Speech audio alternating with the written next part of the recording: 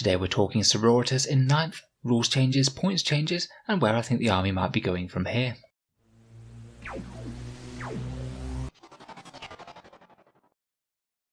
Hello and welcome back to Auspex Tactics, the strategy focused 40k channel, where we're all about getting the most out of our miniatures on the tabletop.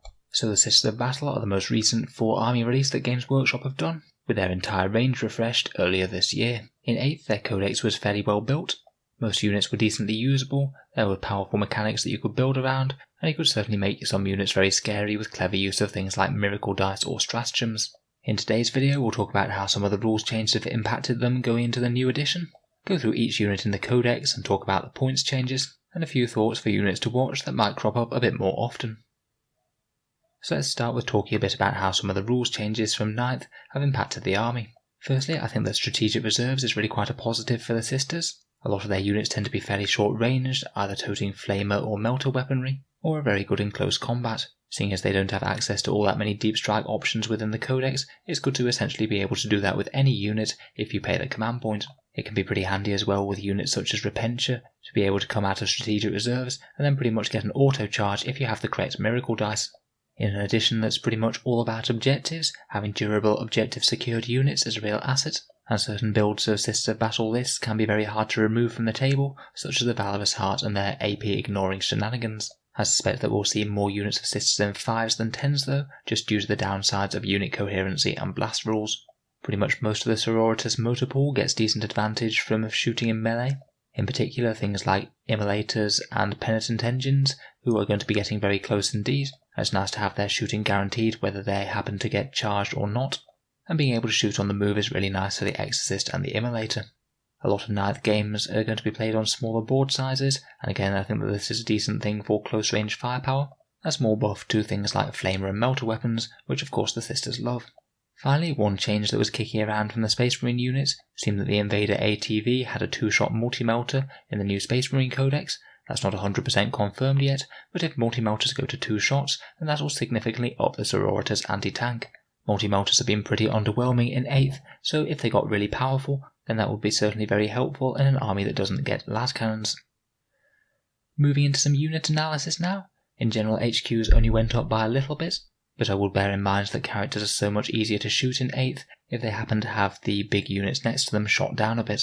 Out of the lot, the missionaries received the biggest proportional nerf, but I think even at 45 points that +1 attack aura can be very worth it, particularly combined with fighty combat units such as Repentia.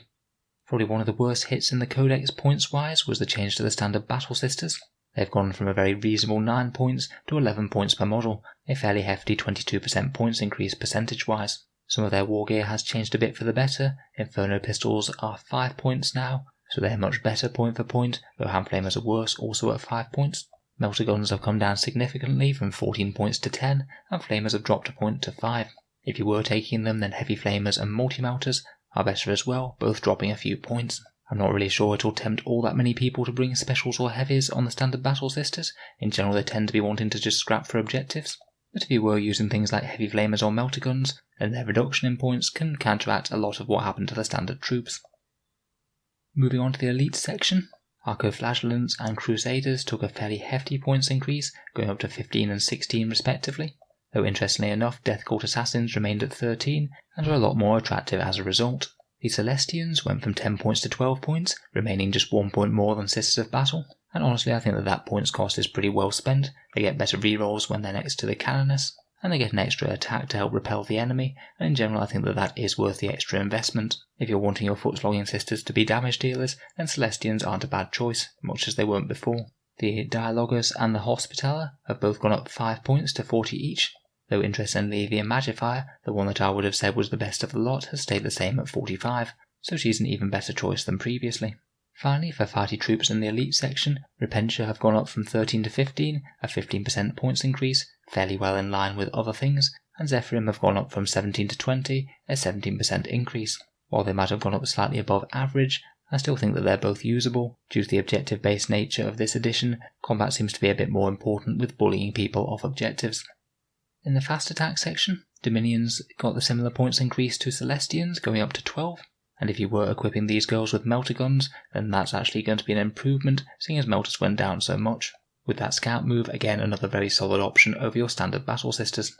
I'd say arguably some of the biggest losers out of the entire update are Seraphim, at least when it comes to the bolt pistol version. At their base model, they've gone up from a whopping 11 points to 15, or a 36% points increase, far above average. On top of that, this edition they've also lost being able to fall back and shoot with a fly special rule, so compared with previously they're just not all that good. I will say though that because Inferno pistols came down to 5 points, the minimum size squad with 3 battle sisters and 2 with Inferno pistols is still pretty decent. The points changes balance out a bit, and they're pretty much just as good as they were before. In the heavy section, the Exorcist went up a fairly standard amount by plus 15%. It now costs 195 points, and it did gain significant rules from the edition change, moving and shooting for no penalty, and also the blast special rule on its rockets. I'd say some of the biggest winners out of the codex though are the Mortifiers and the Penitent engines.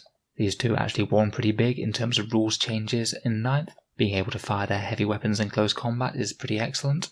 So the Mortifiers with the heavy bolters only getting a plus 7% points rise makes them even better than previously, as that's below average increase. However, both versions with heavy flamers actually went down in points. The Mortifiers with the heavy flamers are 60, and the Penitents with the heavy flamers are 50. You could really put down absolutely loads of these if you wanted to. They create a pretty hefty denial zone the opponent's just not going to want to venture into, for fear of a million heavy flamer shots followed up by some very solid close combat. Point for point, they're even fairly tough as well with that feel no pain, and I think if someone is mad enough to go absolutely spamming them, then they could have some success. Next for the heavy support we have the Retributor squad, which I'd argue is another decently improved unit. Much like the standard sisters, they've gone from 10 points to 12 points, but again with heavy weapons decreases they've done not too badly. With heavy flamers they've actually gone down in points cost if you're taking 4 of them. With multi-melters they've stayed pretty much the same, and with heavy bolters a squad of 5 will have only gained 10 points. With the addition of strategic reserves, Retributors could be a little bit more interesting, maybe jumping in from a flank and either flaming or meltering away. Finally, for dedicated transports the news isn't so amazing. The Rhino's gone up from 67 to 78, a fairly average increase again, but a couple of versions of the Immolator have taken a bit of a hit. The Flamer variant went up to 125 points, which isn't the biggest points increase in the world, and to be honest it has gained a lot from being able to fire in close combat. The Heavy Bolter version's been hard hit though, also going up to 125 points by those weird increases on the Heavy Bolters. Finally, the Multi-Melter variant is now up to 145 points, which is a bit of an increase at plus 20%, and I'm still not sure how often it will be taken, although no accuracy loss when moving and shooting is decent, and also it can fire in close combat now, both of which are significant gains. Still perhaps a little bit pricey for what it does. So overall, for the most part, the Sisters units got fairly standard points increases, with only a few units really standing out as going up significantly more than others, or going down significantly less. In the new edition, I suspect we'll see a fair few more Penitent engines and Mortifiers. En masse, I think they could be a real pain to deal with. Repentures still look very strong, popping out of Rhinos or out of Strategic Reserve to deal some horrifically efficient close combat damage, and I still consider Exorcists a solid source of long-range anti-tank, particularly with moving and shooting and the blast rules that they gained. For the standard battle line sisters, I suspect that we'll see more Dominions, Celestians and Retributors taking over the standard battle sisters, and I think that most competitive lists might try and keep them to a bit of a minimum, maybe just enough to fill out their battalion or patrol. Obsec is good, but the others have significant advantages. I suspect that we'll continue to see good use of Valorous Heart and Bloody Rose, both of whom seem very solid in the new edition, either just providing incredibly durable infantry, or being very scary to put your army anywhere near when you're scrapping for objectives.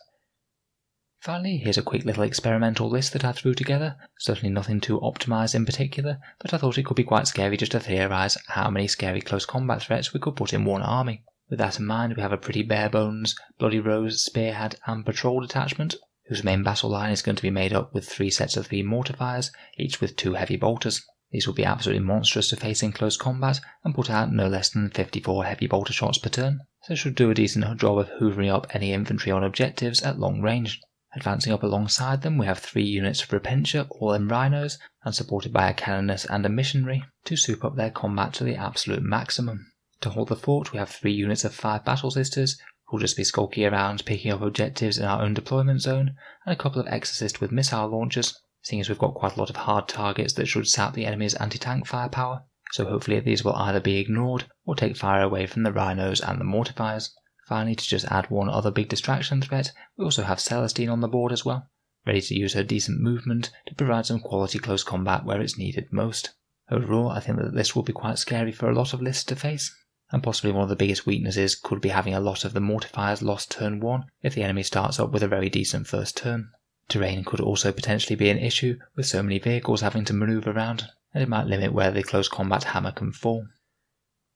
So let me know your thoughts on Sisters of Battle in 9th edition down in the comments below. If you've had any success with any lists or units, then it'd be certainly good to hear, and it'll be interesting to see where their army goes in 9th whenever their codex happens to come out. If you've enjoyed the channel, then feel free to subscribe to Auspex Tactics for plenty of other 40k Tactics content such as this.